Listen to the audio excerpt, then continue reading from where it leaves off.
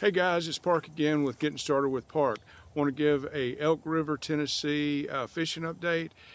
Then once I've done that, then I want to talk about all the stuff that I think you need to know in order to go fishing on the Elk River. And I would suggest it is a terrific place to go fishing. Got you some details here written down. I'm still learning how to edit and so forth. I'll try to get it written down. Maybe you can take a screenshot of it or whatever.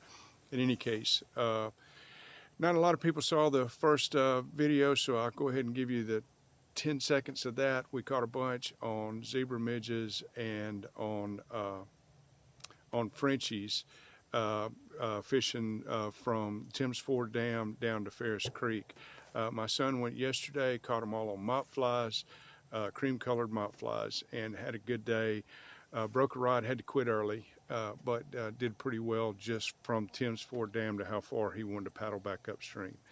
In any case, this is one of several trips we've made to the Elk River. It's just an absolutely beautiful spot, lots of wildlife. My son saw a beaver. I did not see the beaver. I think I saw a mink. It could have been a baby otter, but it looked more like a mink to me. Red-shouldered hawks, great blue heron, saw a bunch of stuff. Seemed like a wild and woolly place.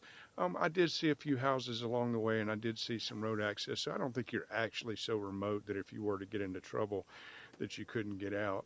As far as how the river is, they were running 245 units, and there was a steady stream, a little bit faster than walking pace, so 3-4 miles an hour.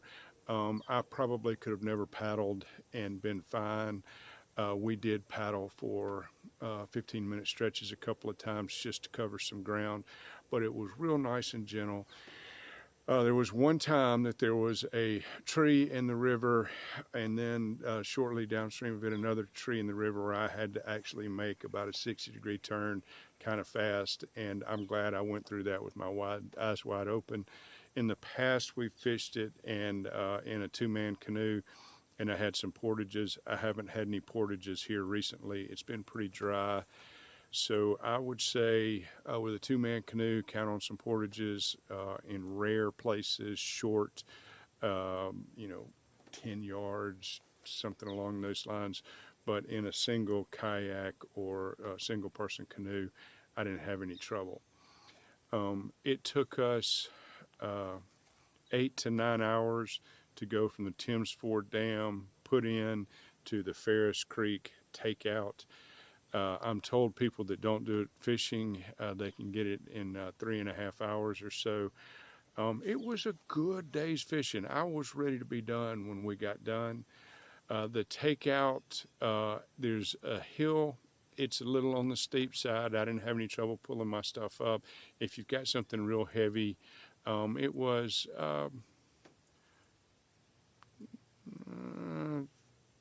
I was at a 40-degree angle, and 40-50 feet, small parking lot. I have seen people drive their vehicles all the way down to the water and back in, so you could probably cut out that slope if you're willing to drive your car down a gravel incline. I don't think anybody would have any trouble. I probably wouldn't do it without a four-wheel drive just because I'm getting nutty about getting stuck. But in any case, nice and safe. Everybody that I ran into was just as nice as they could possibly be. It's a worthwhile place to go. So I'm going to give you the addresses. You may want to get out a pen and paper. I'll try to put them on the screen. I'm not very good at editing. I'll try to put them on the screen so you can grab it with a screenshot. The put in is Tim's Ford Dam parking, 10380 to 10398 Lynchburg Road, Winchester, Tennessee, 37306, and the takeout is Ferris Creek, 7299 Wet Prong Road, Lynchburg, Tennessee. Now, you sophisticated trout fishermen may not need this information. I am not a sophisticated trout fisherman. I've been a bunch of times, but let me just give some advice on what to use. I think a 4-weight to a 6-weight rod is about ideal. You could use some other weight rod. I did just fine with 4X tippet. My son likes to use 5 and 6X. I don't know that he did any better than me, but 4X was fine. Probably could get away with 3X tippet. Um, I like fishing with zebra midges, and I'm going to tell a funny story about that in just a second.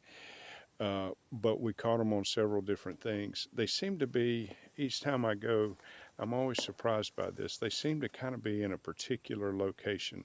They tend not to be on the curves for me. I haven't caught a bunch in the riffles. They seem to be on the long run straightaways where there's a seam in a straightaway between the middle of the river and the and the bank. So I'm gonna see if I can show you. So if here's the bank and here's the other bank, they seem to be at the seam at the middle as opposed to the bank seam when there's a seam going down a straightaway. I don't know if that's common for trout or not, but that's where I seem to catch them. And they don't seem to be localized to any one area or the other. It wouldn't surprise me if they were localized wherever they're released, but I seem to catch them in places that didn't look like where they had been released at all. In any case, the fish have tendency to be on the small side, although we have caught some that were larger through the years, not a lot of them, and seem to evenly catch browns and rainbows. The browns always seem to be associated with wood. I don't know if I'm just imagining that or if it's true. So in any case, I want to tell one little funny story. The first time we went in a two-man canoe, and it was absolutely killing my back. It was so uncomfortable. My back was just absolutely killing me, and I just couldn't get comfortable. We'd been fishing for hours. Now, when we put in, I noticed that there was a big group of women. I'm going to say, they weren't super old, but, say over 50 and probably a dozen or so. And they all put in at the same time, and they all seemed to know each other. And it was remarkable. There were a lot of other people that were putting in too. They were kayaking, but these ladies seemed to be fishing. So my son and I hustled on and got ahead of this big crowd. In any case, a few hours later, I'm miserable. I'm sitting there. We hadn't caught a whole bunch of fish, hadn't figured them out yet, didn't know what to use, the whole 9 yards. And I looked back upstream, and this woman was sitting like she was the queen of the river. She was sitting up on, it looked big enough to be a lawn chair on top of this huge kayak, and she was steady talking to the women that were floating around her and was catching fish after fish. And I mean, I watched her catch like 3, and she would get them to the side of her boat, and about half the time she would just shake them off. She wasn't even pulling them in and would never miss a lick. In any case, when she got down close to us, I asked her, now I must have sounded grouchy because I was grouchy. It didn't have anything to do with her. It had to do with me struggling. I asked her, how in the world are you catching so many fish and we can't catch any? In any case, she didn't particularly respond to me, and I thought, oh goodness, I hurt her feelings somehow or another. In any case, when I got back to the takeout, she found me and came over to me, and she had 3 little zebra midges, and she said we were fishing with zebra midges. It was how we were catching these fish. And it turns out that they were from Nashville, and there was a club of these women that would go around the southeast fishing. So in any case, I don't know the name of the club, but she was nice as she could possibly be, and they apparently are good at it. So if you're from Nashville or someplace around Nashville, and you're a lady that might wants to fly fish, I believe I would chase them down.